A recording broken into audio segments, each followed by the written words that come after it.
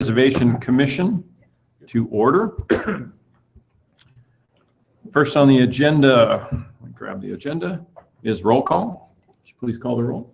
Ms. Herring, Mr. Nicely, Here. Ms. Riviera, Here. Ms. Van Gundy, Here. Councilman Rohr, Here. Vice Chairman Coleman, Here. Chairman Hatton. Here. We do have an absent member. I believe she had called in, so could we get a motion to approve her absence? I'll make that motion. Second. Okay, we have a motion and a second. Call the roll, please. Mr. Nicely, Yes. Ms. Riviera, Yes. Ms. Van Gundy, Yes. Councilman Rohr, Yes. Vice Chairman Coleman, Yes. Chairman Hatton. Yes. Second on the agenda, approval of the motion summary of the Historic Preservation Commission meeting held on January 23, 2019, as recorded and transcribed. Has everyone had a chance to review the minutes? Any corrections, additions, deletions? Mr. Coleman? Yeah, just a small typo on the first paragraph of the second page. It says the TOW Southern Deteriorated Metal Vents. I think that should be 2. Just a. Okay, I'll fix that. And then the only other thing I noted was on the third page, it indicates a 50% difference in pricing. And I don't have my notes from last week, but then I think in the other packet, it talks about a 15%, and I'm wondering which of those is correct, if we know. 15%. 15, so that should be 15 in this as well. Correct. Thank you. Okay, anything else? Not, I'd entertain a motion to approve. A motion to approve. Second. Second. Thank you. We have a motion and a second. Clerk, please call the roll. Mr. Nicely, Abstain? Ms. Riviera, Yes. Ms. Van Gundy, Yes. Councilman Rohr, Abstain. Vice Chairman Coleman, Yes. Chairman Hatton. Abstain. Number 3 on the agenda under regular business, 3A 2019-0148, a request by the Delaware County Board of Commissioners for a certificate of appropriateness for proposed building improvements at 91 North Sandusky Street, which is zoned POI, Planned Office Institutional, and located in the downtown core of the Downtown Historic District overlay. Do we have a report from staff? Yes, you do, Mark. I think we all know where the courthouse is. It's zone PIO Office Institutional. It's in the downtown core. And this is the aerial of the courthouse. The county is, currently the courthouse is vacant. And the county is going to do a bunch of upgrades to it. The majority of the upgrades are going to be in the interior. There's a few exterior upgrades that would occur. This is a site plan with north to the top of the screen. They are going to do some site work out front. They're going to demo the existing stairwell and the sidewalks out there. And they're going to put a new stairwell in. They're going to move the monuments where they're all centered on the entrance and north and south of the main entrance into the building. They're going to put new sidewalks in. They're going to do some new landscaping and install some new trees. So that's pretty straightforward. The engineering department's reviewing the grading plans for that as we speak. So that'll probably be approved. It's either approved now or in the near future. The exterior building maintenance, like I said, there's majority of the work's inside. They're doing a few items outside. They're doing the typical routine maintenance on the site. They're going to be window painting and repair. There will be masonry, repointing and tuck pointing, and they're going to do downspout replacement. On the north elevation, which I believe it's this one here, they're going to replace the window well area. They're going to grade it out for drainage reasons and put in a new window that matches the other window well windows in this area. Then on the also on the elevation, there's a fire escape, old fire escape. They're removing that, and where the door is for the fire escape, I think it's on the second or third floor, they're going to replace it with a window that matches the other windows on the elevation. They don't need the fire escape anymore because they're going to put stairwell inside. Okay. That's enclosed. It meets the fire code requirements.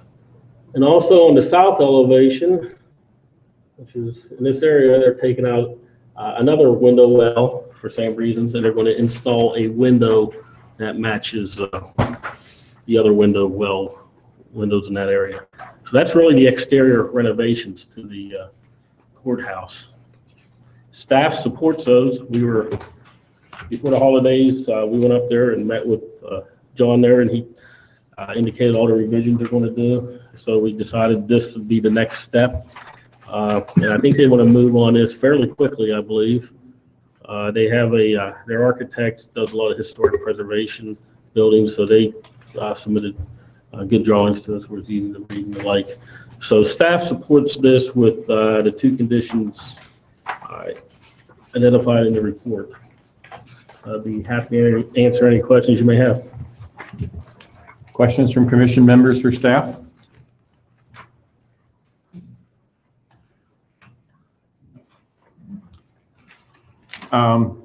A couple of questions that I had, and I did have an opportunity to review this a little bit earlier.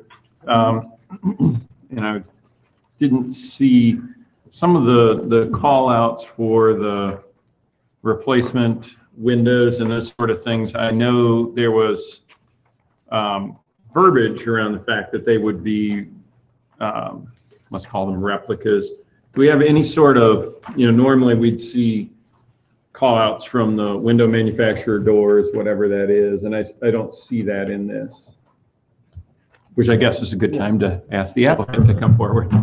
Good evening. John Melvin, Director of Facilities for the Delaware County Board of Commissioners. I'm not actually, I don't know the exact spec in there for that, but obviously it would be to match the material with all the other existing windows. There's very few, obviously, where we are removing the wrought iron fire escape, and that door will be replacing it with a window. So I don't think there is actually a manufacturer specified. They're still, maybe back up a step. They're in the process of finishing the plans and specifications for all the construction documents. They're just a couple weeks out, hoping to have that complete, submit for permit. And likewise, we'll probably put it out to bid concurrently and issue an addendum if anything would come up during plan review. So I'd have to double check with the architect on that exact spec for the window replacement. But the idea is to duplicate what's there, duplicate what's wooden casement window. Is it going to be insulated glass? Because I'm sure those are single pane glass. They're single pane glass. We're not going to change the glass. Okay. That's part of the investment we're making. As Lance mentioned, we're working with Schooley Caldwell and Associates on this, renowned historical preservation architect company. They actually did in the early 80s, I believe, did some work on this courthouse as well. Obviously, they did the work on the Carnegie Library when we did that expansion in 2000. So, okay. Yeah, a lot of this is we're taking a huge step to really renovate, and we're looking at investing probably about $9 million into the historic courthouse. Do you have any drawings, or maybe you can kind of walk through? I mean, I see these, and maybe this is just my non-artistic eye. This doesn't tell me much about can you talk through because the front of it is the public facade. I realize that's not the entryway anymore. Well, it will be. It is. Oh, will it? It Okay. will be opened back up to the public to make the access from the Sandusky Street entrance. Really, as Lance mentioned in front, it's really an effort to kind of revitalize the Veterans Memorial there. Okay. Really make it a Veterans Memorial Plaza. And some of the pictures, I think, in the packet, you'll kind of notice in the summer, you can't see the front of the courthouse because the trees have grown up so much. Right. So with that, to realign and make symmetrical the sidewalks, and then make a new front entrance up to the front of the courthouse. But the front of the courthouse, those steps are staying. Yeah, Is that- nothing's okay. changing there. That's I wanted to be clear, because Yeah. you mentioned steps, and it's really Yeah, the steps it's really from the steps from the sidewalk grade down onto Sandusky to the city Street sidewalk. Okay. Obviously, we're not moving the original Civil War memorial because of the size of that monument. So that'll be the focal point of the new front lawn there, basically. We'll be adding flagpoles for one, separate out the 3 flagpoles for the U.S. flag, the state flag, and we currently fly the POW flag there, as well as adding 5 flagpoles for the branches of the military service. Okay. So, Do we have any drawings of that, what that looks like? Did I miss We it? have a site plan of, this is. I see the site plan, but since don't have- we don't it's have from no- drone view, it's a little hard to. We don't have elevations of that I'm aware of. There are some renderings, I do not know that they, School College had not. Also, you're going to make this ADA accessible. Yeah, I mean, obviously, the ADA accessibility is still in the west side of the courthouse on the grade. Again, as we mentioned, huge investment inside. We're doing all new mechanicals, all new utilities, getting some of those utilities away from the building. That's why we're building that enclosure there on the southwest corner of the sidewalk there, which will have a chiller. The transformers will be hidden in there, as well as there will be a backup generator added. We're also going to sprinkler the building. Schooley Caldwell has done that in other historical projects to kind of coordinate the installation with some historical looking lighting. And staff will review the plan administratively, the landscape plan, and the like to ensure all the buffering is done and the landscaping is appropriate. That's Okay. pretty typical for us on this. It's Okay. really not the purview. Right, Do right. the site plan, but we'd love to show it to you. This is going to look nice, but we've had those discussions with the county and also with our engineers and their engineers to make sure Okay. it meets all the city requirements from zoning to engineering to stormwater. So on I guess the foundation, we're taking out, is it a subterranean? It's actually a door. There's a subterranean door. Okay, that's what I thought, 'cause I walked by on the there. South and north. So the grade, that'll be brought back to grade and just, do you think that was probably originally a window that ended up being a door? I think, I know the north side was cut in. That was definitely added afterwards. I think the south one may be original, looking at some of the stonework around it. Okay. But It's also for safety reasons too, I believe. yeah, I do have part of the drawings here. Sorry, this wasn't submitted in the packet. Just kind of share a rendering they have of that front. The landscape architect did this watercolor. So this sidewalk it's pretty much in the same place? Yeah, So we're really just concentrating in that center part? yeah, really adding that center part. Because currently the sidewalk's there. There's the existing site This is plan. the existing. Yeah, and you can see how there's steps that go up to the monument, the Civil War monument, and then there's sidewalks that run north and south and come around. Right. And they're not real symmetrical, so it's really making it more symmetrical around there. The one side would be, it looks like the steps on the corner there of Sandusky and Central there would be steps up to a grade to the sidewalk, but it'd be ramped from the north and the northeast corner there. That would be ramp and ADA accessible. Okay, because the grade goes up anyway. Yeah, as the grade so- goes up quite a bit, but it would be ramped from there on that top, would be the ADA accessible up into that plaza. Okay. And then the idea would be within a couple of weeks, Schooley has let's call it the punch out or the materials list and the specifications for the windows that you will present. They'll be submitted To staff? Yeah. and then Okay. put it And then as a packet. that could be something. So I've looked at this before and just for background, this was sent to me a couple of weeks ago, and because of the extent of the renovation and really probably because of the significance of this building and the proximity in the downtown, I'd ask that they do come before council. There's a lot of moving pieces here and we really didn't have a lot of information. So I appreciate, and I know another evening meeting was the first thing you wanted to do, right? So appreciate that. So I would think maybe once you guys get that, we can loop me in just for that last look like we normally would. But I think this was, hopefully you found this useful, or maybe you have more questions. Like I said, this is the most prominent building in our city. It's a public building, and it's just one of those things I think we want to treat with very much care. And I certainly appreciate what the care of the county is afforded this building. It is an exciting project. As you noted in the staff report there, we're basically at the 150-year anniversary of the courthouse. Schooley did some research trying to find back to the original construction of it. They got the reproduction of the Gazette articles during construction. And they talked about the different features of the courthouse when they build it. And make an effort to try to bring a little bit of that back. As you may know, the original courthouse, the original courtroom was actually 2 stories tall there on the west side of the building. There's a large stained glass window you see there on the west elevation. That's the south, that's the east elevation, but on above the entry on the first floor.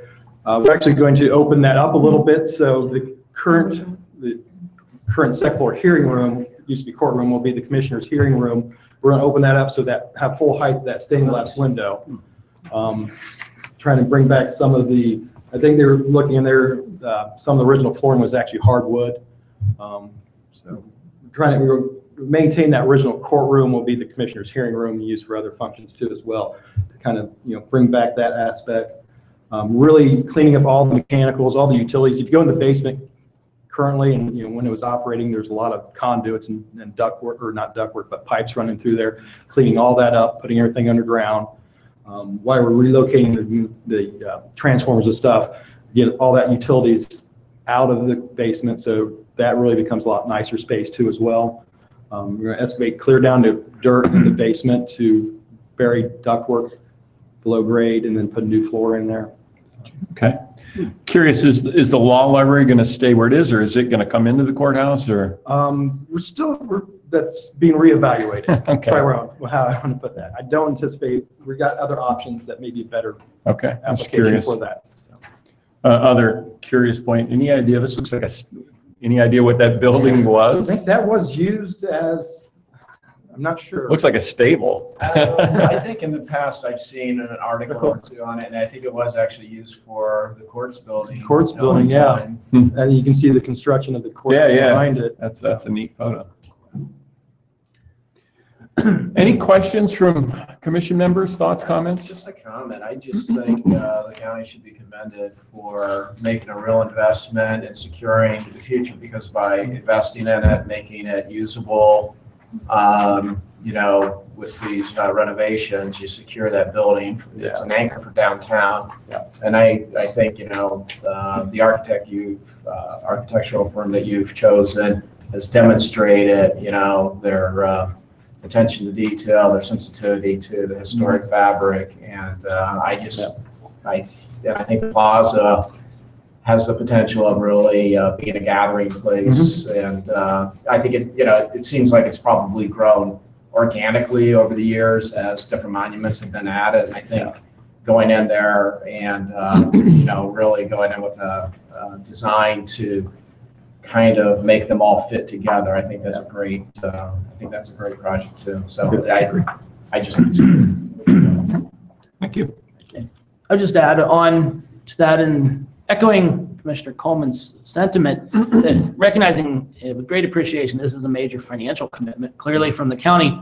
And as a cultural and historical geographer, I'm particularly pleased to see that this is being invested in, because both for this county and the city, such iconic buildings like this, they're not just part of the cultural fabric, but they really act as social spaces and also as economic magnets as well, and symbols for the vitality of the county. So just say thank you. Sure. Just a side note, they kind of announced at the State of the County yesterday morning. We went through and trying to figure out proper naming for certain buildings. That this being one of them, and obviously we're investing in the Career Center. We're looking at acquiring that property. And we debated on what to call this building. Obviously, the main tenant is going to be the Board of Commissioners and all their staff and HR.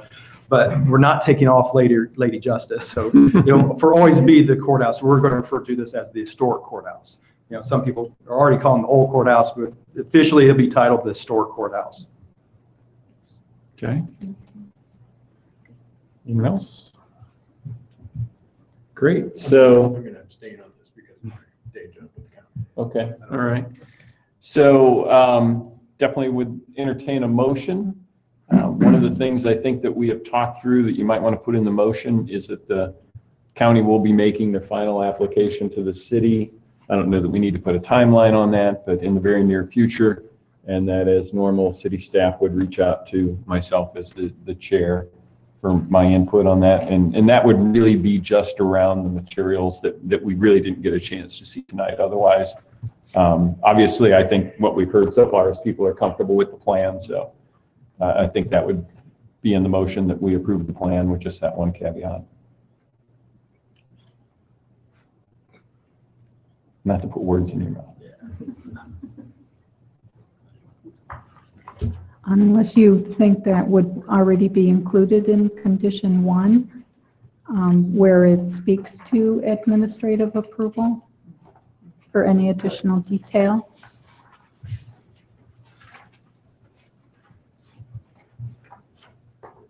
That does say any additional final details. so. Good catch. Thank you. Yeah. We'll just do that then. All right, I'll make the motion. Make it easy. So I move that we approve the request 2019-0148, request for approval for a certificate of appropriateness as included as submitted with the staff recommendations. A motion on the floor. Do I have a second? Second. We have a motion and a second. The clerk, please call the roll. Mr. And the Nicely, vote. Yes. Ms. Riviera, Yes. Ms. Van Gundy. Yes. Councilman Rohr, Abstain. Vice Chairman Coleman, Yes, Chairman Hatton. Yes. thank you. Thank you very much. I'd just like to thank John for working with the city on this, make this pretty seamless. Yeah, absolutely. So, Yeah, I just that was good. Thank you, John. JBS North is going to be called the Bixby Building. What's that? JBS North is going to be called the Bixby Building. Not going to be called the Roar Building? Can we get that worked out? Yeah. Lobby for that. That's the next one. All right, on the regular business, item 3B, 2019-0196, a request by Sandusky Brothers LLC for a certificate of appropriateness for proposed building renovation at 17 North Sandusky Street, which is zoned B2, Central Business District, and is located in the downtown core of the Downtown Historic District overlay. Staff, do you have a report? Yes. Thank you. And this project had been presented during an informal review in August of 2018. So this is basically filling in some additional blanks and providing the final plan. And at that time, HPC was supportive of the concept. And so starting the location, 17 North Sandusky, between William and Winter. It is zoned B2 Central Business District in the downtown core, and this is the aerial. And these are some of the historic photographs that are included in the report. And so you can see throughout time, the storefront has been modified. And one of the additional details we were able to locate is that the applicant is proposing to reinstate the entry door on the north storefront. And we were able to find some photographic evidence as well as structural evidence that entryway did exist. And so that was very exciting. And this is a new photograph that we had come across. This is the Kearns U.S. store from the 1970s. And here you can see on the north storefront that right side entrance. And then on the south storefront is the central inset entrance that is there today. And then in 1999, the north storefront entrance had been removed. And that is how the storefront exists today. And this is a photograph. The bottom photograph is from 2012, which when the property had changed hands, and shortly before that particular building owner had put the building through our downtown facade program. And the top photograph shows the post-grant project completion. And then the bottom photograph is the building in 2018. And the proposal.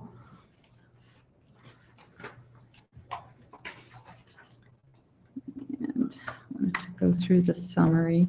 And the applicant is here, Zach Price.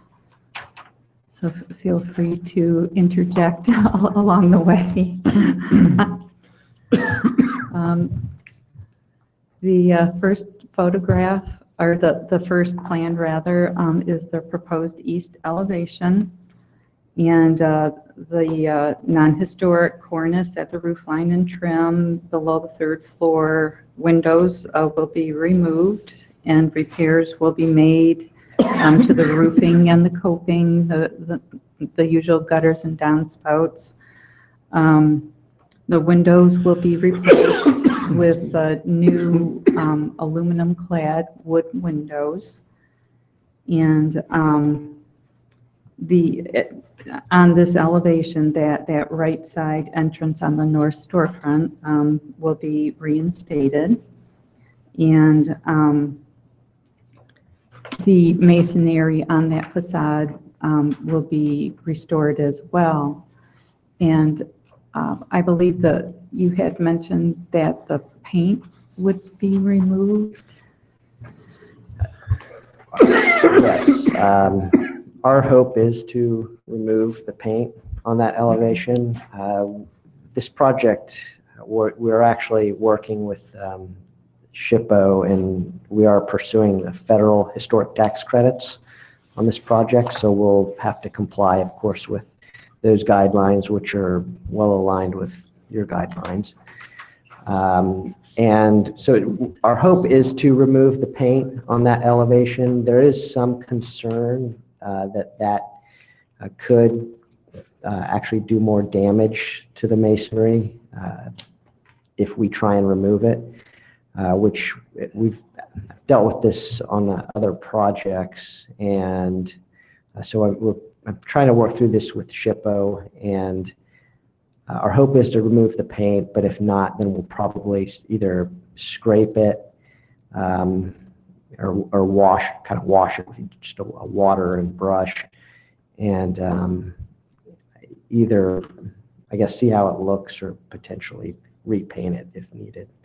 Could I ask you to state your name and address for the record? Yes. All right. On there. It's Zach Price, and my address is 328 North Liberty Street, Delaware. Thank you. Okay.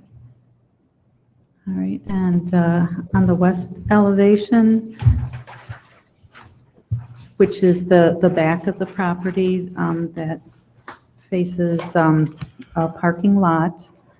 Again, the eaves and rakes at the main building roof will be rebuilt. The roof will be replaced along with the gutters and downspouts. And the metal fire escape will be removed. And the windows will be replaced with the wood aluminum clad windows, and the limestone lintels and sills will be restored. The entry doors will be replaced to match the historical style. And on the one-story additions in the rear, new storefronts will be installed, and that will substantially clean up that back area. And new fabric awnings will be installed, and the masonry will be cleaned and repaired. And the entry steps at the back will also be rebuilt. Quick question on that. So I think that's just concrete block. It's a variety of materials, but I think are we just basically leaving that concrete block structure there and painting it? Is that what we're saying here? I'm gonna first try and just clean it. Hopefully it looks good before I try and paint it. But Okay. it is a split face concrete block Okay. veneer. Yeah, it's hard to tell on the renderings. It almost looks like the grids are so small. Is that tile or what are they trying to show there? So, There's two types of concrete. There's a kind of rough split face, right. which makes more of the frame, if you will. And then there's a number of inset panels that are like about a 6-inch square pattern. Okay. All right, thanks. All right, and next is the north elevation, which is considered to be the side, and the same routine of repairing the existing masonry walls, replacing windows, replacing the roof, and remove the existing aluminum entry doors at the rear entrance and installing a new aluminum storefront with new fabric awnings.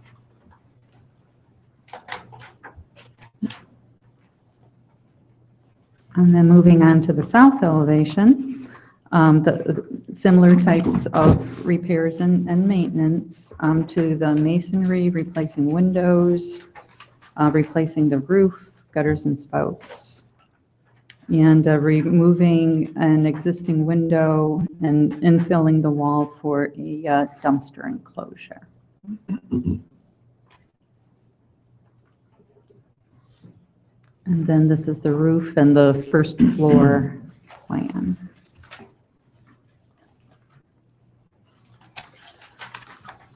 And then this is the brochure of the proposed aluminum clad wood windows. And then the applicant had requested that the final color selections for painting and so forth be submitted at a later date for administrative approval. Diane, could you go back to the south elevation? I guess, I'm not sure if I'm just having trouble reading it, but I was trying to understand where the dumpster enclosure is on that elevation. I think that was in the previous plan that we submitted for conceptual review. We were looking at putting a dumpster enclosure on that kind of west bump out there. We've taken it out of this plan. Okay. Oh, okay, so the Yeah. dumpster, the reference dumpster enclosure. There's in the no package dumpster is actually enclosure. not going to be in there. Okay, I Correct. just wondered if I was missing something.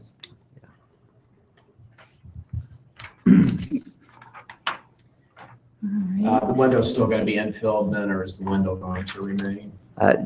The only one that will be infilled is on that back bump out on Yeah, that south that's a real face. small one, Yes, that's the far west side, gotcha. yes, Okay, so really just if we strike for dumpster enclosure, then it's correct. correct.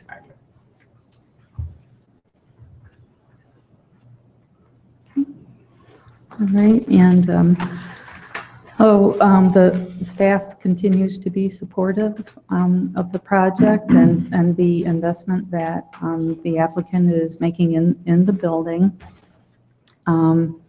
The majority of the proposed improvements appear to be appropriate as long as they are completed as proposed and comply with the standards. And we already talked about the front elevation, the possibility of it either being repainted or the paint will be removed.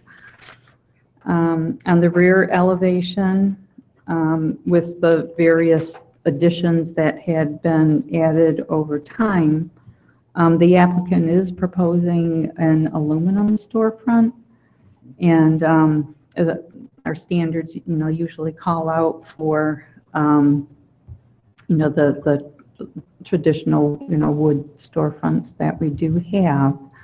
And so it's, if the commission has any particular comment in that regard, it does face the rear and opens onto a parking lot. So that could be taken into consideration. But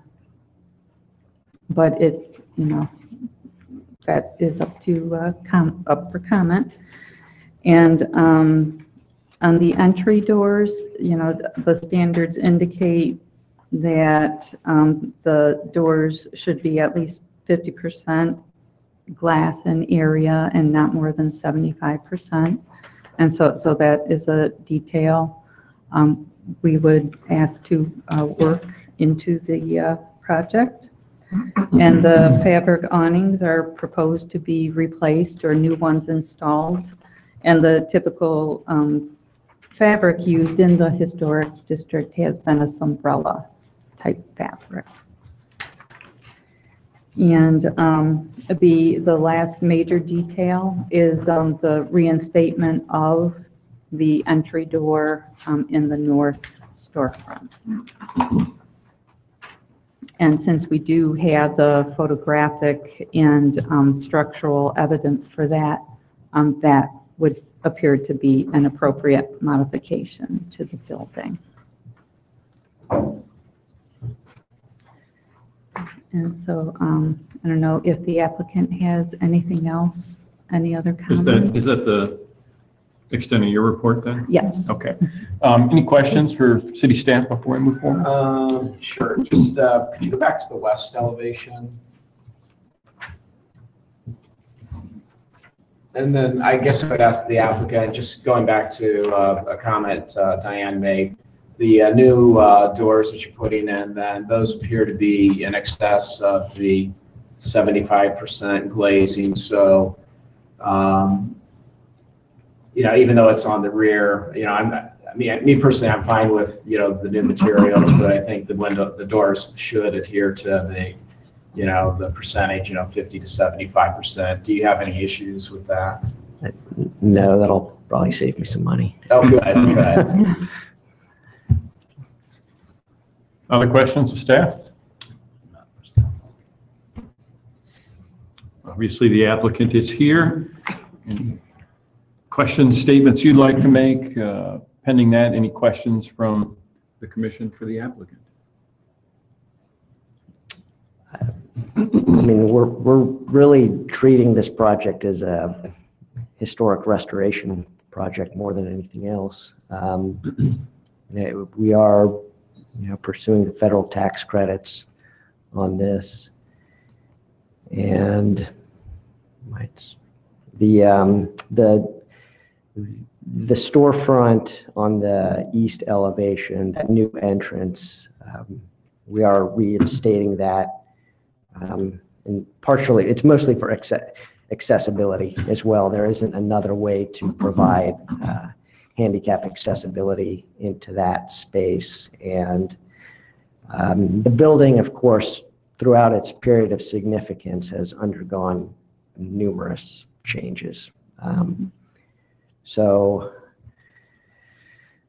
we are dividing those into two separate tenant spaces for multiple reasons, including the leasability of it, as well as code reasons, and so that we can compartmentalize those spaces to meet current building codes. So,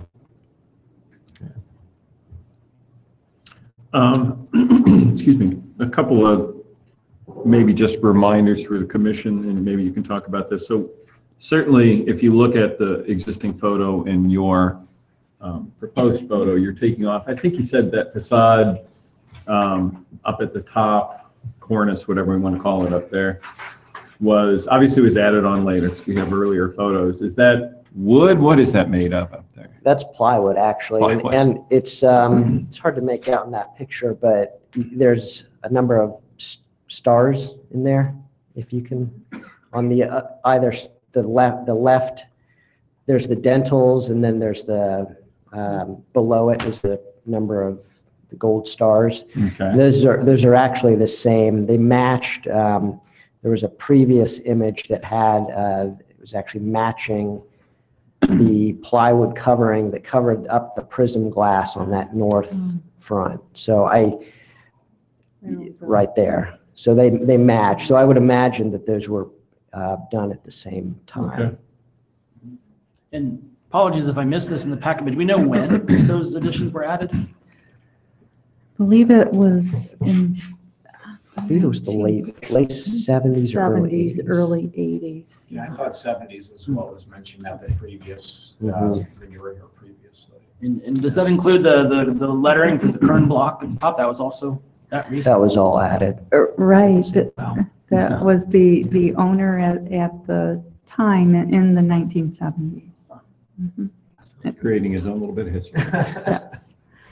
Has the 1970s entered the era There of you go. historic relevance yet?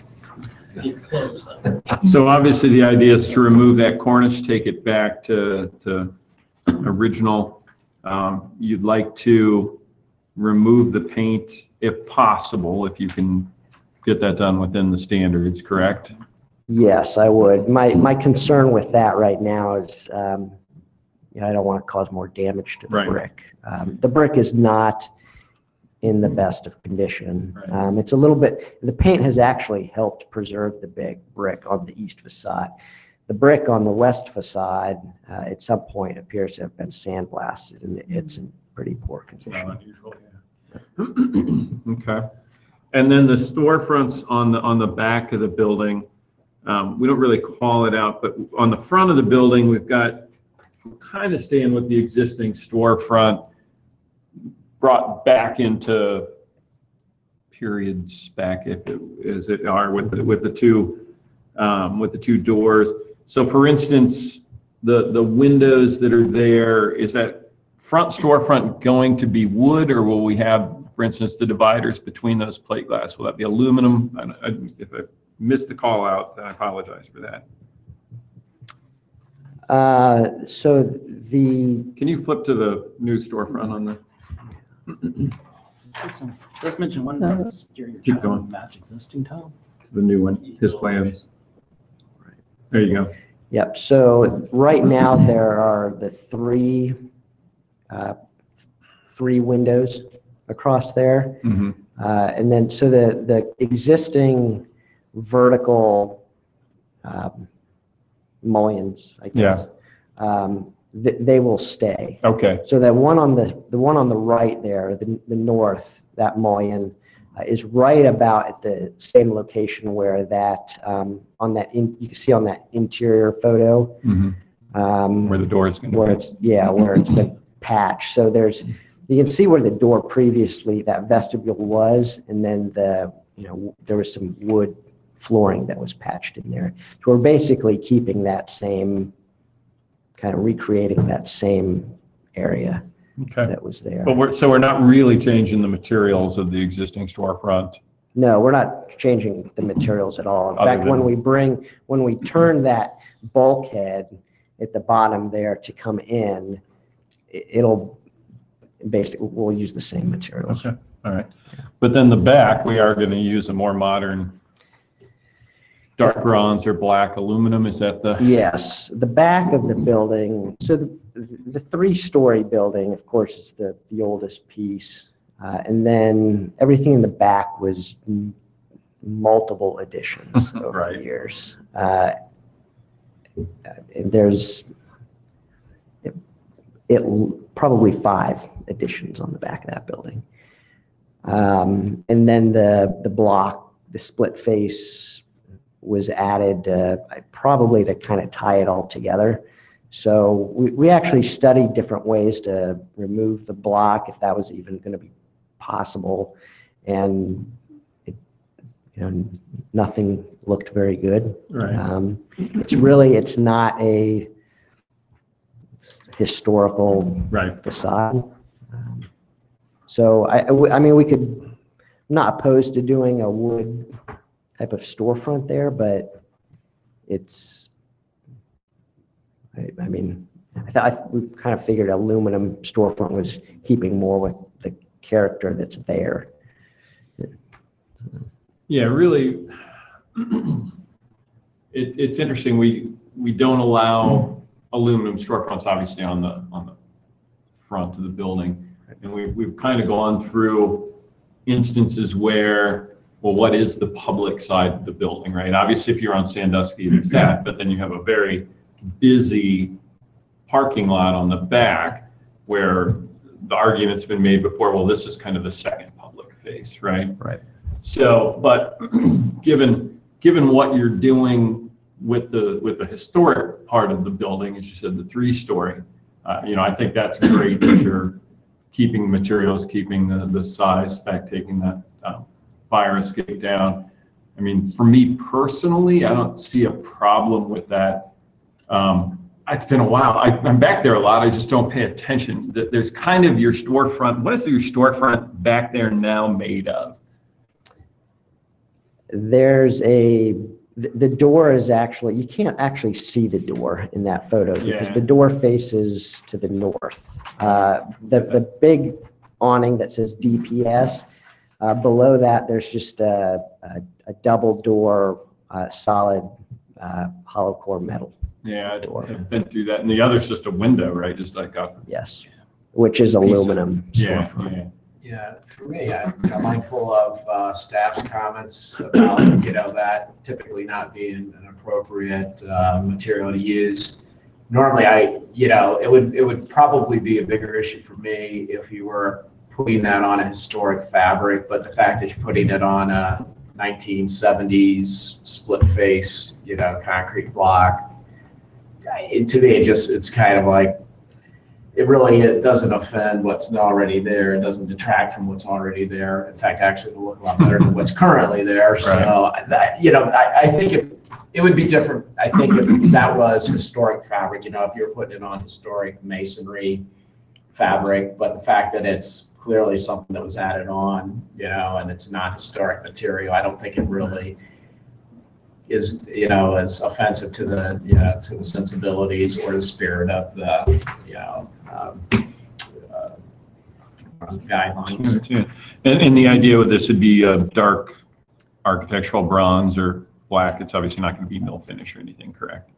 I'm sorry, it's not going to be what? Not going to be mill finish or anything because we do prohibit any sort of mill finish. Right. So the finish would be dark black, architectural bronze, something in that range. Okay. Yes. And I can submit those for an administrative approval if that will work with you. Okay. Any other questions, thoughts, comments?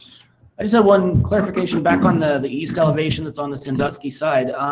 Just to be clear on that the first level, what kind of color scheme are you thinking of for that?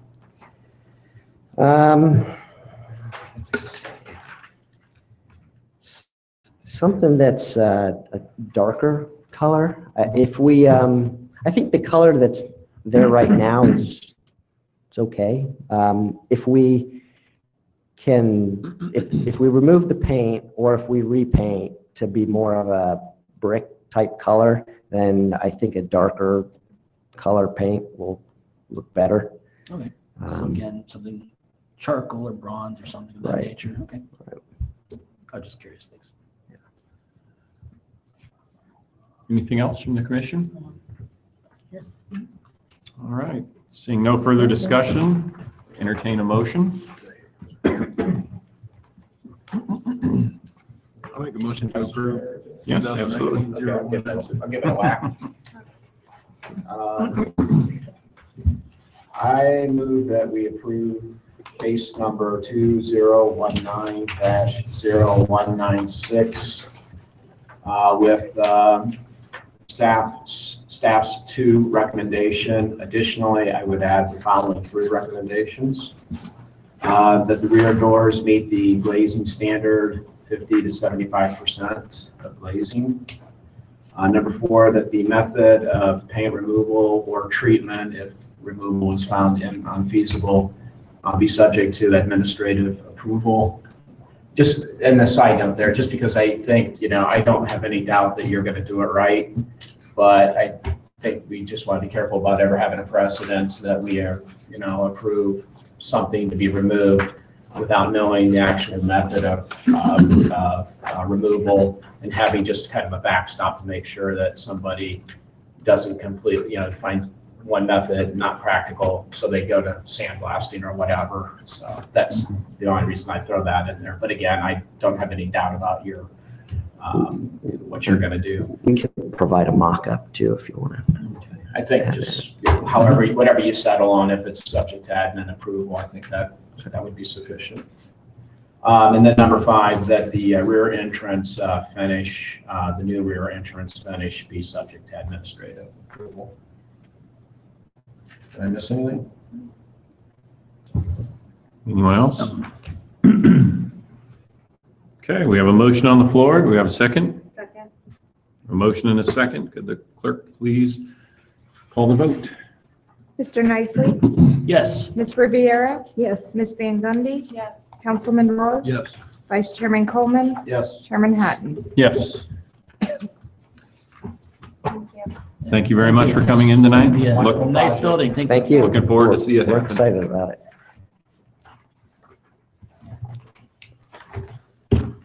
All right, we've got a couple of discussions.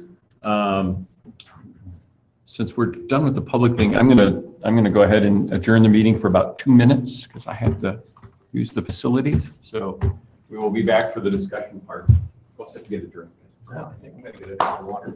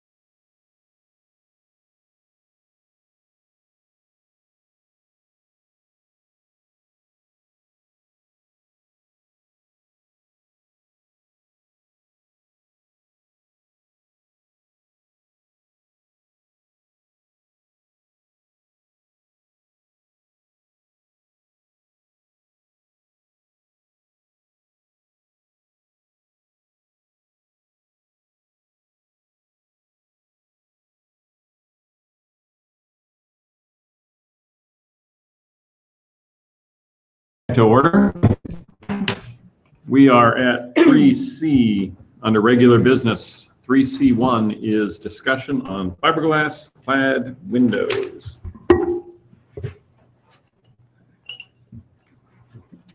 Yes.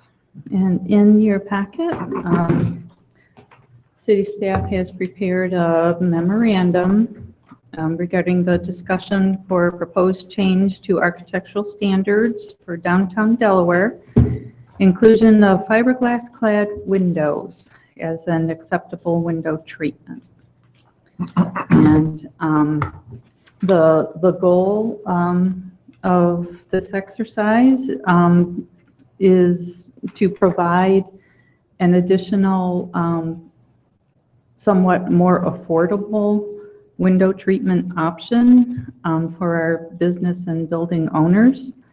A presentation was given on January 23rd by representatives of the Marvin Windows Manufacturing Company. And the representatives indicated up to 15% total cost savings over the other options.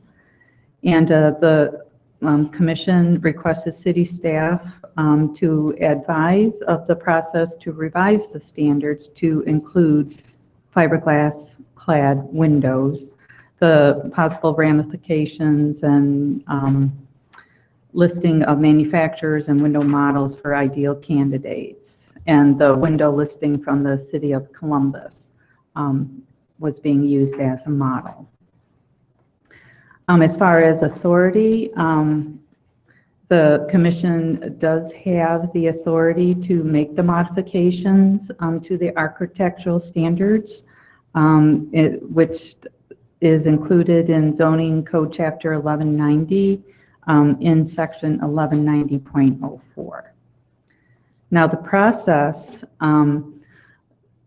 the actual zoning code will not be amended, so that actually presents a slightly expedited process. The standards themselves would be revised, and these would be rewritten, reviewed, and finalized by the commission through a majority vote. Second, upon commission approval, city staff would prepare an ordinance for approval by city council, authorizing the incorporation of the revisions into the standards. The passage of an ordinance typically requires a first reading, a second reading with a public hearing, and a third reading, and typically passage by city council. And only city council can move to waive the required 3 readings and the public hearing at any time during the process. And then lastly, the standards would be revised, effective the date of the passage of the ordinance. And in the case where the actual zoning, the language of the actual zoning code itself would be changed, the text revisions would also need to be reviewed by the City Planning Commission prior to City Council review. The impacts. Currently, the standards provide only 2 window replacement options, all wood or wood with aluminum clad windows. And repairing and rebuilding the windows is always an option too. The limited options may become problematic for some owners, due to the cost.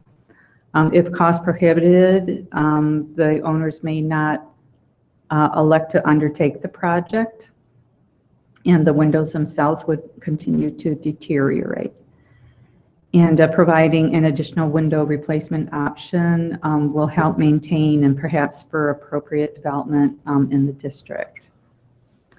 As long as the applicant undertakes window treatments in the same design and allowable materials and colors that complement the historic fabric of the building and the district, the revised standards will not present a development impediment for applicants.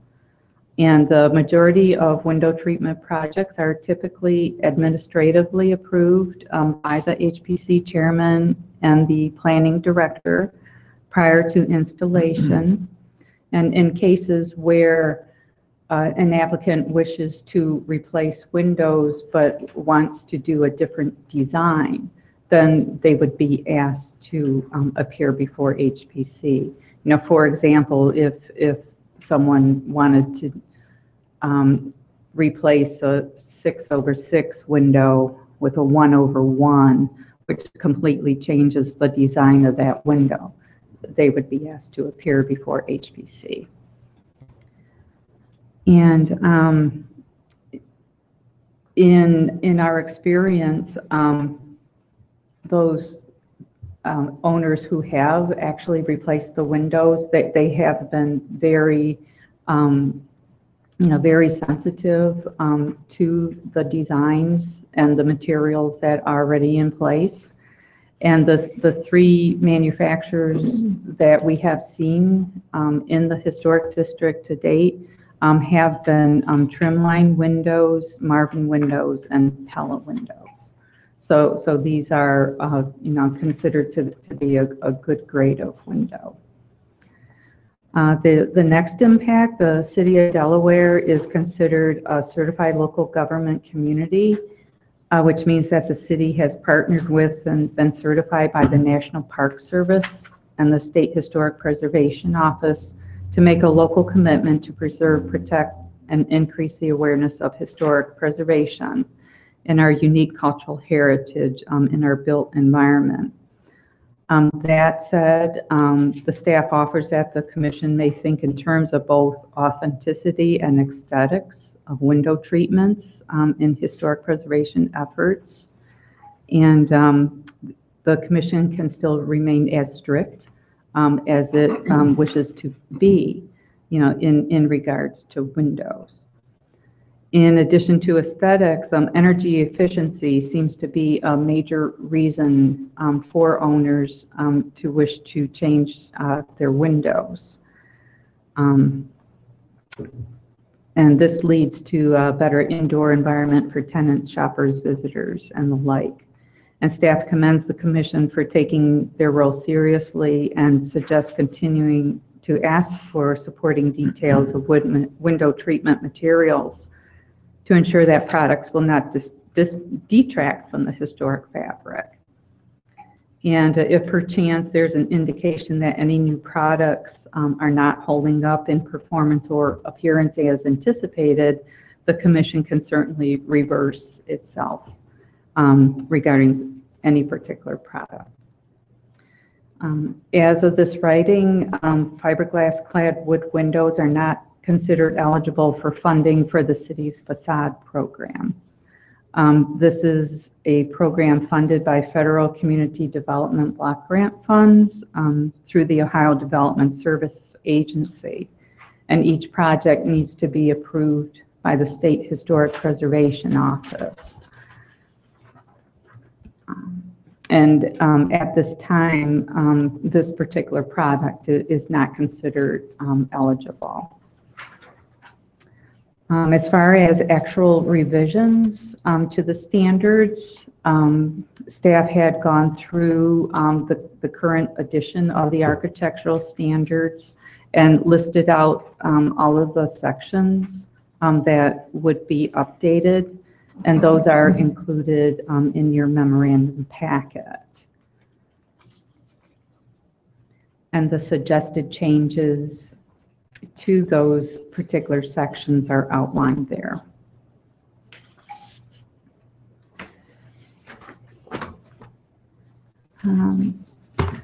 There's also a summary of the fiberglass clad wood window presentation made by Marvin Windows, and all of the main takeaway points are outlined on page 5. And then lastly, the City of Columbus Historic Preservation Office approved window list. A copy of the City of Columbus list that was mentioned at the January 23rd meeting is attached for your reference. And one of the window manufacturer models that has successfully been used in the City of Delaware Historic District for a number of years is not included on the list. And staff offers that should the commission desire to guide building and building owners with a list of approved window manufacturers, that the option is left open for the addition of comparable quality windows of the applicant's choosing. And prior to approval, the window specifications could be reviewed by staff and the HPC chairman for concurrence of use. Because when you review the actual list from the city of Columbus, you know, it basically is outlining different manufacturers as you know, suggested models to use. But then in the upper paragraph, it does state that if an applicant has another window, that it could be submitted for their approval as well. And so we hope that you find this information useful. And at this point, if you know, would like, you know, additional time to think or request additional information, you know, let us know. First of all, I think you guys did an excellent job putting this together. I think there was a lot of information discussed at the last meeting, and I think you did a great job putting it together, and then also taking it further by, you know, kind of pulling in the standards and how those would be effective. One thing I wonder if we might want to consider, you know, as far as on page 3, you address if we find something doesn't work, then it can be removed. We might want to put some language in there, any potential change that additional window manufacturers or models may be added subject to HVAC evaluation and approval.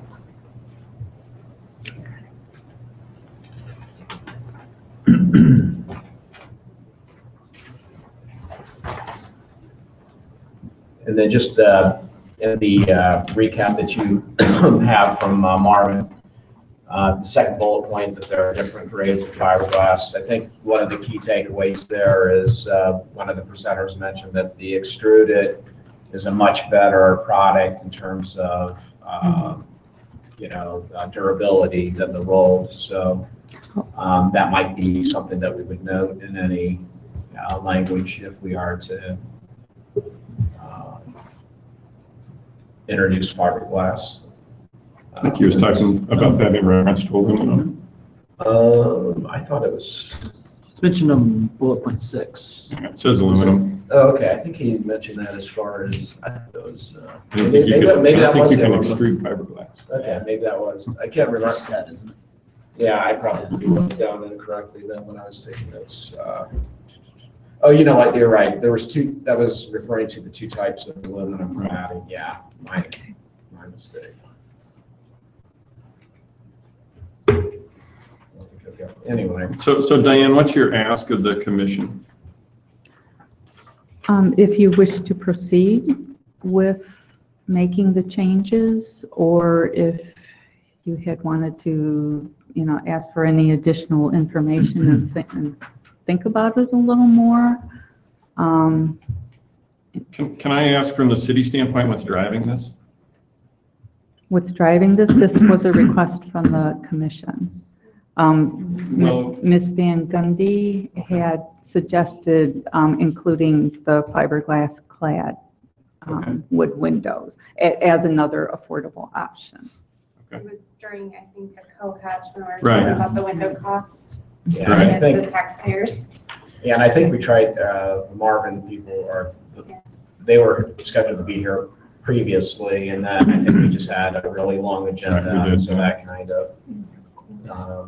Well, you know, a couple of comments I would make is, number one, I was, you know, definitely wanted to proceed slow on this and get some more information on the fiberglass windows, which I was very skeptical of, because I kind of equate it with vinyl. You know, I know that's 2 different materials, but I think the people that came in and did the presentation, you know, I think I did a pretty good job explaining the differences. I think, you know, and not just to blindly suggest that, you know, well, it's good enough for German Village or Victoria Village, but I think the fact that those districts, which are typically, I think, a lot stricter than we are, have accepted those. I think that goes a long way toward, kind of making me feel a little less apprehensive about that.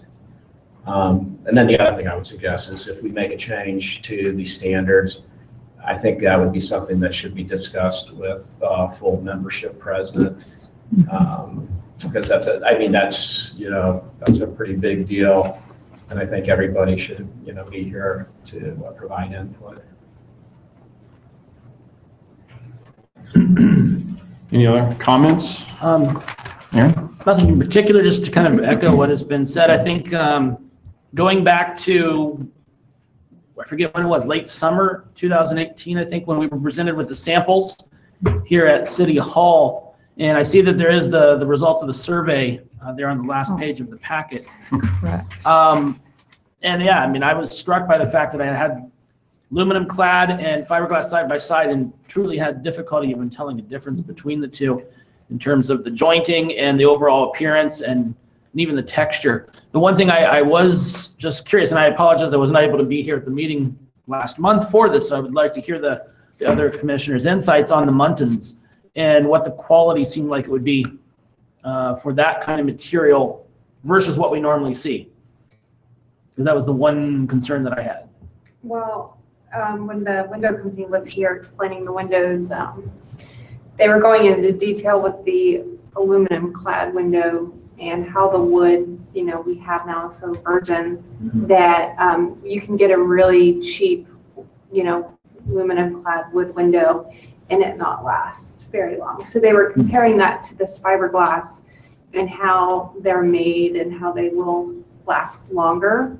But then depending on the window and how it's shaped too, I mean, one shop owner or building owner has to do, they have to do the aluminum clad with archways and things of that sort. So some building owners are limited to the window that they could request too.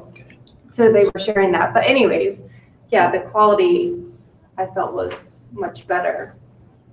I agree. And going back to the extruded versus rolled, that's exactly, you are correct about that being with respect to the aluminum clad, because I had never really considered that, I just lit aluminum clad, thought, okay, well, that's a good product, but that's where the differential was in terms of the quality of the aluminum clad windows. Wood clad with aluminum is that the rolled aluminum is an inferior product. So that should definitely be something that we don't allow in the standards. And I suspect, we probably would have to investigate that. The examples that, were on the Columbus list don't include that type of product. And specifically, I think my concern too was just whether or not, I think the muntins is the right term, right? That we always talk about having, if they're not done well, they look sort of cheap with the grid and the window.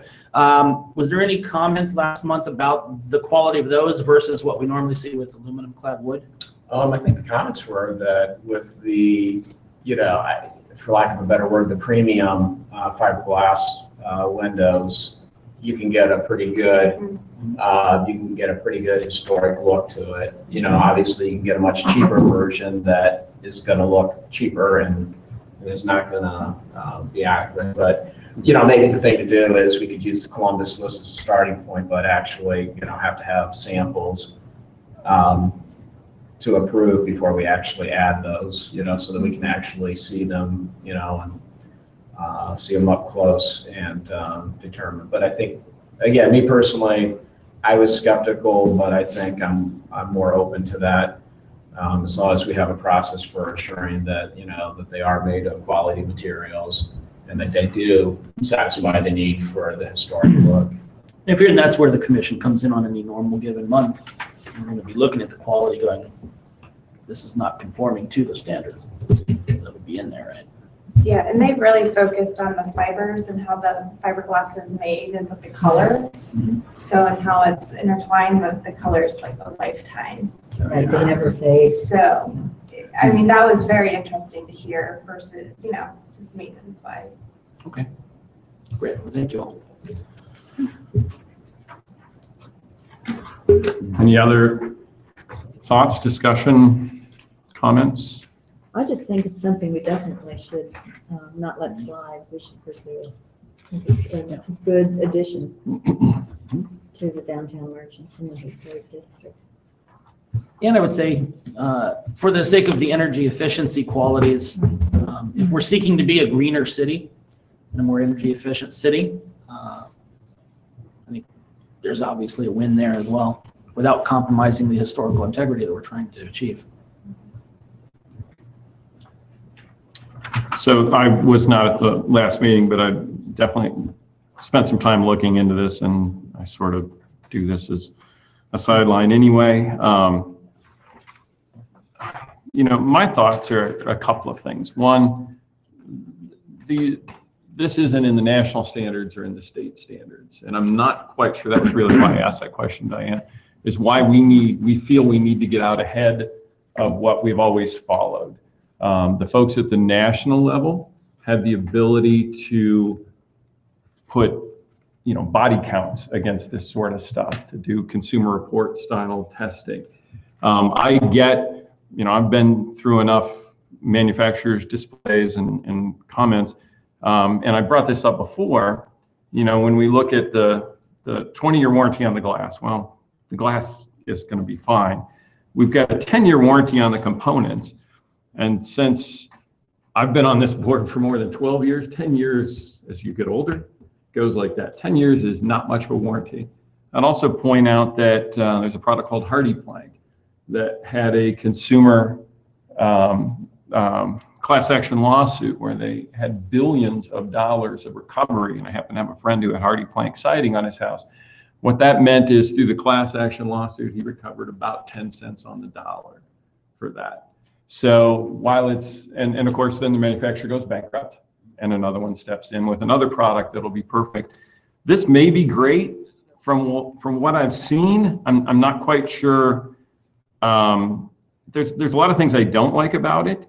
The other thing I mentioned, 12 plus years, this is the first time it's come up as a request. So we've had 12 years of pretty significant development and historic preservation downtown without these. We've got a lot of buildings. In fact, we don't have all that many buildings left that have original windows that would need to have their windows replaced. And even if you think back to the Cohatch folks, we focused a lot on cost, but if you remember, his architect was there and he basically said, it really doesn't matter because 15% of your window budget is literally a rounding error in an overall renovation budget for one of these buildings. If you think about, it's public information what the gentleman was just here paid for the building on Sandusky, whether he saves 10 or 15% on his windows is so insignificant to the cost of the building and the cost of the renovation. And obviously he didn't bring it up either. So, my concern is really just, I'm not sure why we feel the need to jump out ahead of national standards and state standards on this. As somebody who's done a lot of things in this area, I really don't like what Columbus does here when they start to list, because as we know, manufacturers like to change product names about every 6 months. So now suddenly we're on top of this. And earlier on, someone said, neither the City of Delaware nor the Historic Preservation Commission endorses the use of any specific manufacturer. I would certainly defer to my legal friend over here, but generally when you start to list things in standards, that becomes a de facto endorsement of that manufacturer and of that model. So look, Columbus has better attorneys than probably we do. They got a lot of them. Maybe this passes their muster. So if we do go down that road, I'm a little concerned about listing specific manufacturers, unless we just put it as a recommendation of, hey, here's some types versus here's approved. That to me signifies that somehow we've done testing on those. I guess they just use those. Yeah, the representative from Marvin Windows kind of expressed that because that was our commission's concern as well. And so they expressed that, let's say they have a window and it's the Empire window, they're always going to keep that name and just improve on that window style. So he said, that was the big discussion within brands of windows and what do we approve, and like the one window, the one fiberglass window, he did show us. I mean, they've had for, I don't know, 20 years or so. been a while. And he said they haven't made hardly many changes to it other than improving the window. But yeah, the commission shared that same concern Okay. when discussing that with them. Well, and maybe it's just more, minimum standards or something that, that they can use for guidance, and then they still have to bring it in for approval, and they got to bring a spec sheet on it so you can validate, Right. the materials that are made. Yeah, and I agree, whatever else we end up doing, I think the word approved is a bit of a hang up for me as well. I think it should say Recommend. suggested or recommended with some language in there to make it explicitly clear that we're not endorsing a particular product as a winner.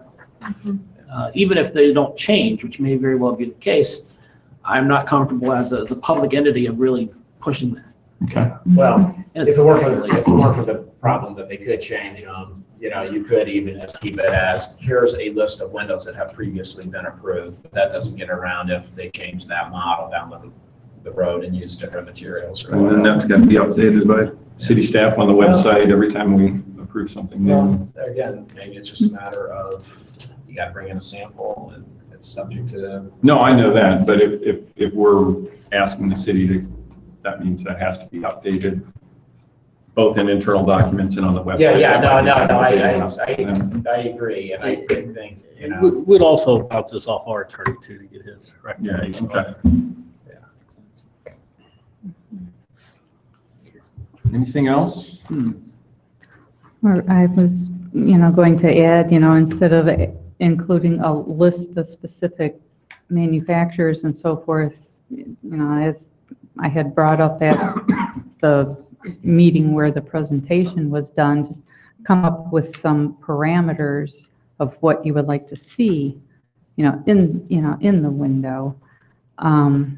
Because up to this point, the standards just simply stated, that the windows shall be all wood or aluminum clad, wood. And, as I had mentioned, there's 3 types of manufacturers that have been consistently been used within the historic district, and they have been a good quality window, a good mid to upper grade window. So, point being that our building and business owners aren't really putting in anything cheap, because they are, wanting to, maintain, the historic fabric of their buildings and the district as well. And, so perhaps, just some detail of what you would like to see, in the window, as opposed to listing out, specifics, manufacturers and models. Okay. One last comment I guess I would make too, and recognizing Chairman's expressed concerns there about why do we need to be ahead of national or state standards, and I certainly recognize that sentiment and can understand where that's coming from. At the same time, I think if we kind of paraphrase the old famous thing that states are the engines or states are the laboratories of democracy, here at our local level, we don't always have to follow the lead. We can also sometimes decide to be in the lead. And so I'm not even saying absolutely we should always do that by any means, but I think if we have other cities like Columbus and elsewhere, and we've seen with our own evidence and our own eyes that these seem like very good products, we've done our due diligence and our homework, I don't think that should necessarily hold us back just because we haven't seen that from a much more bigger deliberative body that's going to, by necessity, take longer to change its course than we could here at the local level. Right, and this does provide a more affordable option. So what is the flavor of the commission? I think we should move forward. I think you have to define what move forward means. Well, under the guidance of the city, with their bold typeface conditions, see how if we can just accept it, or if we need to improve or reword or add or subtract anything.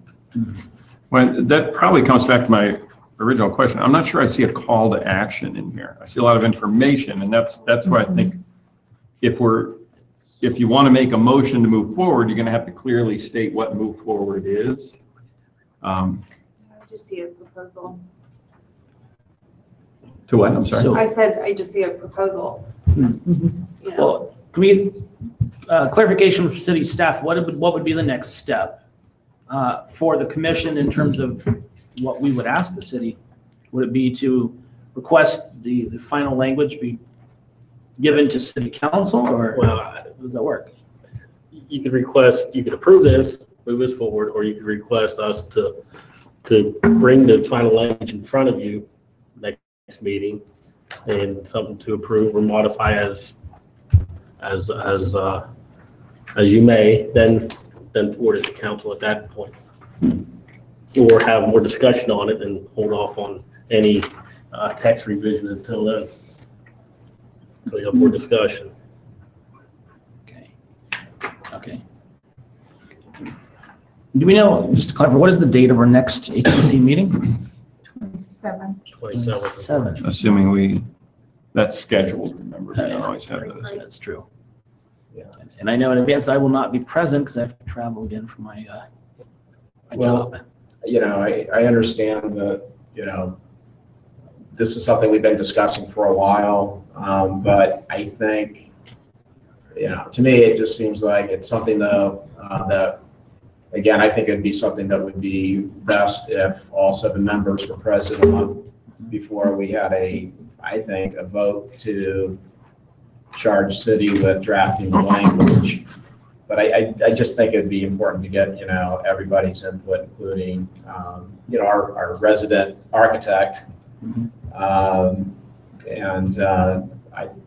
It seems to me the logical step then, once we've got everybody's input, and again, I think just as such, when we're changing the standards, we insisted on having all 7 members when we elected chair and vice chair. I think this is equally important that we have all 7 members present for something as, to me, as impactful of the standards or what we do here as changing the standards. I think we should have everybody here. I think everybody should, voice their support, concerns.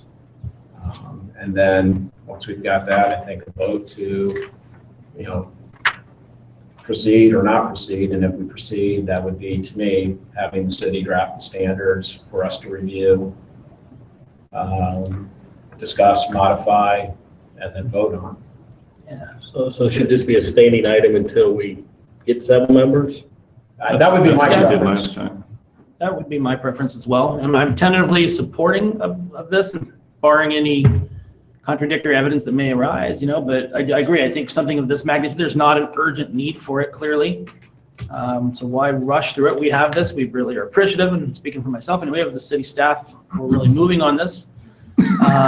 But we have this now. There's no reason to move forward necessarily until all of us are here, I think. So the next, just to clarify, next time we have 7 members, Yeah. we'll have this discussion and That would be determine my, the Yeah. next steps. So what we did last time was we left it on the agenda so it's out there, right? And we have to address it. And if there's only 5, 6, whatever that number is, if we don't have the full commission, then we'll move it to the next meeting. I just want to clarify that because sure. it sounds like next month we won't have 7, so we're in the, Unfortunately, I know. yeah, we're in it's- April. Then we get into summer and vacation. Well, just, And Life happens. so either way, we should have a motion. We should have a motion to do what you said, or if you want to bring it to you can certainly have a motion, bring it to a vote too. All right, Whatever. I'll venture a motion. Okay. With respect to item B1 on the January agenda. C1.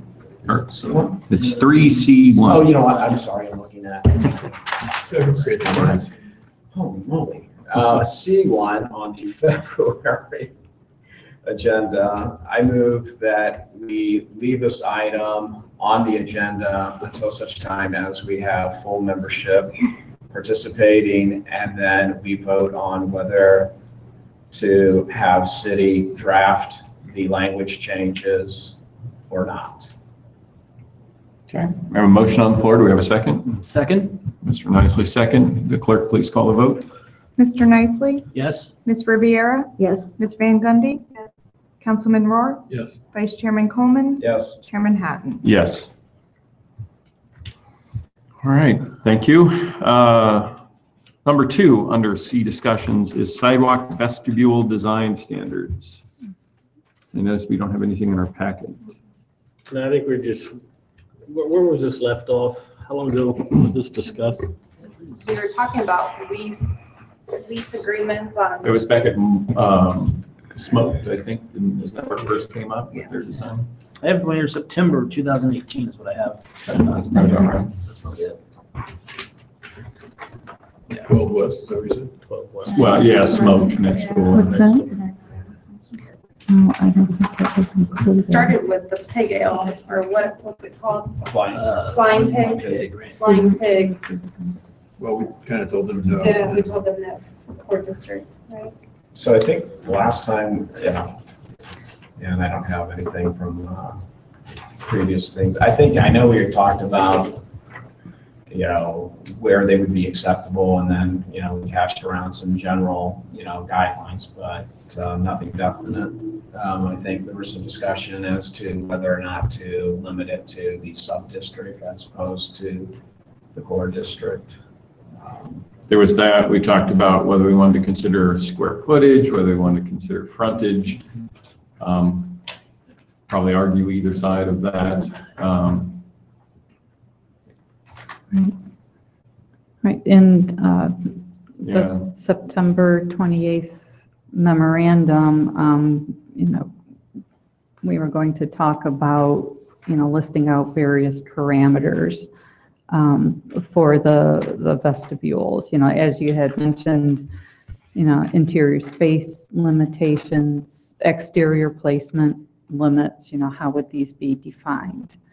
Material and design details, city and state code requirements, including ADA standards, the sidewalk use permit for an outdoor patio. The vestibule should be completely contained, within the patio enclosure. Another parameter could be applicants' efforts in exploring other avenues to stop air infiltration into the business space. Another item for consistency and minimizing visual impact, vestibule fabric color should be black, umbrella type fabric or equivalent. Another item is city licensure required, which means, that where the applicant would need to have another separate document which would allow that structure to be, in the public right of way.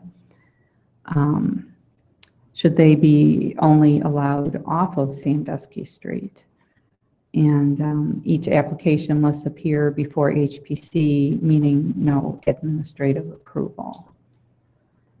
And we had talked about that a concrete set of guidelines is difficult to establish and define in further detail since each parcel, building, and business is unique and with its own set of defining circumstances.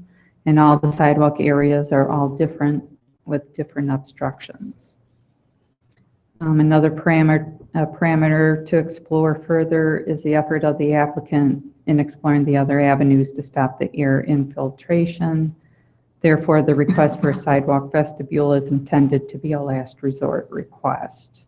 And what criteria could be written to require or ensure this? And how would the applicant document how cold air from the entry door creates an uncomfortable atmosphere? And I think what you just read is why this is such a challenge, right? So many of these things, city and state codes, ADA standards, that's fine. We can figure that out. The enclosure being within the outdoor patio space, that's cut and dried. We can do that. But like 6, applicants' efforts in exploring other avenues to stop air infiltration, all we can do is ask them, have you done that? They say yes. We can't, we don't, not only do we don't have the expertise, we don't have the means to be able to do that. Subjective. Yeah, I mean, and that's why I was trying to look at things that would be very objective. And so like city state requirements, ADA, that's objective. The vestibule would they'd have to have a sidewalk permit. The vestibule would have to be contained within the patio. That's black and white. That's objective. Interior space, exterior frontage. Exterior frontage is very objective. We can go out with a tape measure and figure that out, right? You start getting into interior space, and then it's like, well, do we just look at the courthouse and say this is a 1,200 square foot building? But they say, well, 800 square feet of that is my kitchen and dry storage. Only, 400 of that is my restaurant, is my seating. So I think we all want to get here. It's just so complicated to put coding around it. Yeah, there's just so many slippery slopes in that. And I personally, I think we should my preference would be just to essentially put in the standards, whatever exists today is grandfather, but there is no, the standard is there is no vestibule, cut and dry, and then you don't go down that slippery slope. It's not, well, you did it for them, now you got to do it for us. I think it's just something we're getting into that's going to open up a can of worms, and it's always going to be problematic, and it's always going to be hard to, objectively, determine that you get one, you don't get one. Nobody's going to like it. And I think we've gotten by in this town for 211 years without sidewalk vestibules. It's a largely Victorian era downtown. That's what draws people downtown. And I think when you start, personally, tacking on things that essentially to me look like ice fishing shanties or outhouses, to the most prominent part of a historic building, you start to lose the character of the downtown that actually draws people downtown and has been largely responsible for creating, such a dynamic downtown where, we do have great restaurants, we do have a lot of activity. And I just think we're getting into something that we should stay away from because you just can't do it objectively. So a question around that, and I probably would agree with that, but as another alternative, one of the things that's on here is if we allowed it, and again, it would be, you'd have to meet ADA requirements, city-state requirements, be within the patio. If we allowed them only in the transitional and sub-district, which keeps them off Sandusky, is that something the commission is comfortable with? Joe's comment was just no. So I'm just trying to, is there a middle ground here that people are interested in looking at? Just throwing it out. Given 12 West, I think the sub-district would be right. There are any sub-districts consistent with what's already happened. With the one. They're the only ones, Yes. right? Yeah. And are they, obviously it's a permanent fixture as of now, but did the city renew that with them? Yes. They let them do it permanently. It went to the city Okay, council. And, so I missed that. It's permanent, but it's on city right away, correct? yes. Yes, and as long as they have an approved License. sidewalk permit, then their license is automatically renewed. I guess I'm saying the city can always. Well, and I'll say I voted for it on city council, full disclosure. I was a no in here when I first started on this issue. I tend to be going back that direction. Mr. Stefano just caught me on a good night, I guess. One of your peers. One of the things though, when I came in here from day one, I said, no, absolutely not. And then I started looking at the patios that all the businesses have that are in the right of way. And I thought, well, that's kind of inconsistent saying you can't do anything the right of way, but you can have a patio in the right of way all the time. Yeah, I don't know that the vestibules are really a right of way issue. They are for the city, They're but located there. for us, I think it's really more of a design element. And to Mr. Coleman's point, they're not the most attractive additions to a beautiful Victorian building. I I completely agree on that. fully understand that. So that's why I was saying, again, I'm just throwing it out for discussion. It's on here. We can either move on and not put it on next month again, kick the can down the road a little bit So further. I don't think there's any way to come up with it. I mean, it would be almost impossible. Yeah. I think the only way to do it is to simply say yes in the transitional, no in the core. That gets you out of square footage, you know, everything else. And again, it has to meet city, state, ADA, and be within the patio. And I'm not advocating for that. I'm just saying I think that would be my alternative. So one thing on that, and you all probably remember for the times we've talked about this, I've kind of gone back and forth in my own thinking on this as well. But specifically to that idea of saying, well, okay, it's okay in the transitional sub-district, but not in the core.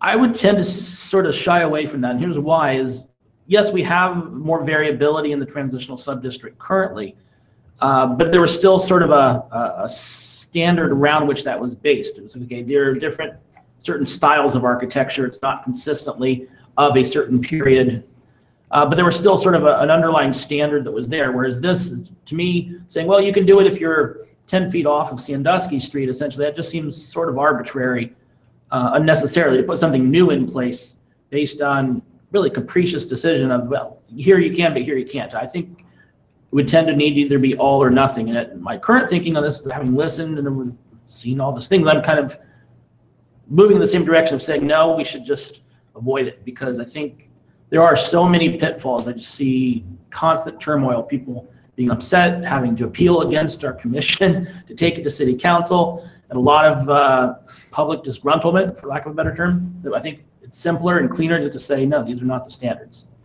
Okay. I would agree.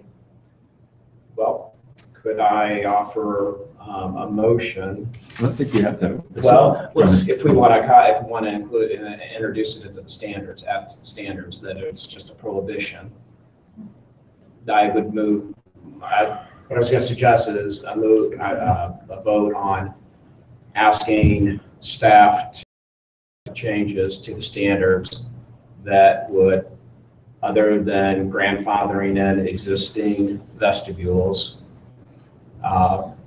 prohibiting them from the downtown historic district. Is that a motion? That's a motion. Okay, do I have a second? A second. Okay, so we have a motion and a second. Any further discussion on the motion before we call the vote?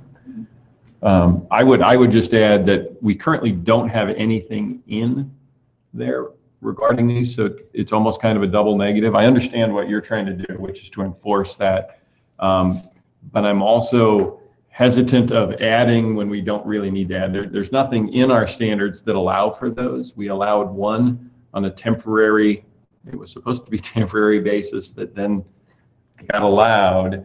So that would be my only thought, is I'm not sure I'm in favor of adding something that's not even in there and just saying, hey, it's not in here, but we still don't allow it. Well, don't we have other things in there that we prohibit, that are, in the standards? And the thing is, I think if you do it this way, then, when somebody brings an application, to staff, they can point to, they're not allowed. Okay. And they can actually point to the thing that says, unless they were in existence on February 27th, 2019, or whenever, this is added to it, they are not allowed. And then it just cuts it off. And I just think it makes it clean. To me, it makes it clean, right? You could have 100 pages of things that aren't allowed, but I think this is something that's going to come up from time to time. And then it just keeps it consistent down the road. It doesn't have to be, argued about or discussed, Just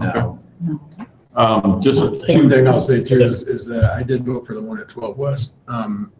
The sense I got from council, for what it's worth, and I agree with you on this, saying no to them, but the sense I got from council is I think they were pretty in favor of them, so for what that's worth. I think it was Ms. Keller said the can of worms argument that you brought up, that, hey, we're opening a can of worms with this. And I think they kind of said, well, let's send it back to HPC and let them There you go with go. standards. So They're good with worms. So this can of worms will be So do you a think, nice fancy can. so do you think ultimately it's going to have to go to council? Do you think the flavor of council is something like this? If I'm reading the tea leaves, I would say, yeah, it's probably 5-2 or somewhere. Against. In favor of vestibules. So that might be let the sleeping dog lie. It's not in the standards now. It is public right of way. I think leaving it alone. Yeah, and part of this also, and that's when I was talking about smoke, I was confused because we've also been talking about planters, because Smoke had planters in the public right away. So that, that's another We have others. area that we want to talk about, whether we roll this in again, whether I would much rather, to me, it's easier to say you can't do that, that's not in the standards, rather than try and address, hey, it's not in the standards, particularly because then it has to go through council approval and everything else. That's just kind of my thinking. The only positive is So we it's better thought to we were do it going and to, ask for forgiveness, right? Well, yeah, you got that too. the positive is we haven't had any, we have one more request in the last 2 years. You're right. I think we thought we were going to have a lot of them after that. Yeah. So it's kind of After our surprising. minus 50-degree Right. vortex and 50-mile-an-hour winds. I'm surprised. Did the Hamburger Inn indicate they were interested in one for? Yeah, they were interested in, they were the first ones interested. They wanted one flying. I think Fly Pig was in there One too. cases full front. Yeah, they Mine did. Pig made a request, but Hamburger Inn made a request several years ago. Yeah. Well, just, another thought then, if we don't want to put that in, and we probably don't want to do what I'm going to suggest, but another way to at least, try to limit this if it becomes an issue and again, this is probably, again, sleeping dogs, but I think you can make the case for limiting it to the sub-district, because the core district is the core district. That is, the foundation of the historic district. The sub-district, there are many historic structures in the sub-district that contribute to the overall district, but,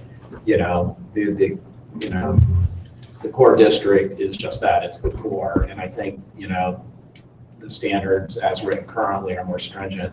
But then if we do at some point have to entertain having a standard, is limit it to the cold weather months, because the biggest argument for these is always winter time, not summer. And then at least if you put some kind of an onus on the person that wants to put that in there, where you got to take it down on, March 31st, and you can't put it up until November 1st, at least it introduces, a little bit of pain to, limit these things, and you really got to want it for winter to install that, because there's going to be some expense with taking it down, storing it, and then having to install it the following year. Excuse me, Chairman Hatton, we do have a motion with a second, so I Yeah, don't know if so you want to we're- act on it or if you want to withdraw your Well, we're motion. still in the discussion Okay. phase. I'm fine withdrawing it. It's, Okay. I think, I withdraw it.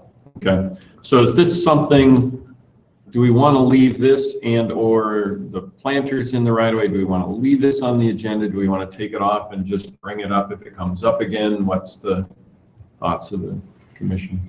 I would say just if it comes up again, we talk about it again. Okay, okay. Anything on the planters updated? Because we, yeah, has the poll been? I don't think anything's been done. The poll is still there. He still needs to change it. And, yeah. Okay. Can you give us direction that on this item here that we're discussing? Give us direction that they'll be addressed individually when they come in front of us On what, I'm sorry, now? on the vestibules. Just say it's not allowed in the standards.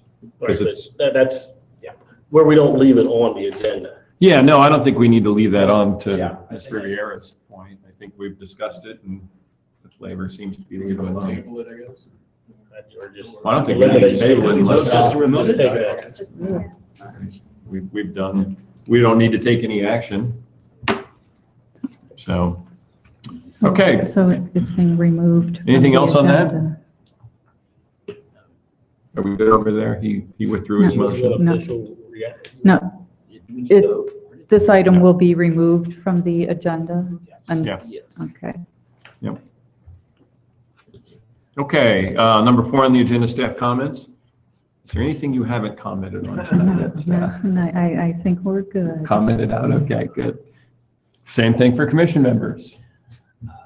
I simply want to tell the staff, thank you for updating my credentials on the website. I saw that. Thank you're you. welcome. Okay. Any others? All right, our next meeting, regular meeting, is scheduled for March 27th. Other than that, I would entertain a motion to adjourn. So moved. We are adjourned. Thank you very much, folks. Thanks, everyone. Thanks, Mark. Thanks, city staff. Thank you, guys.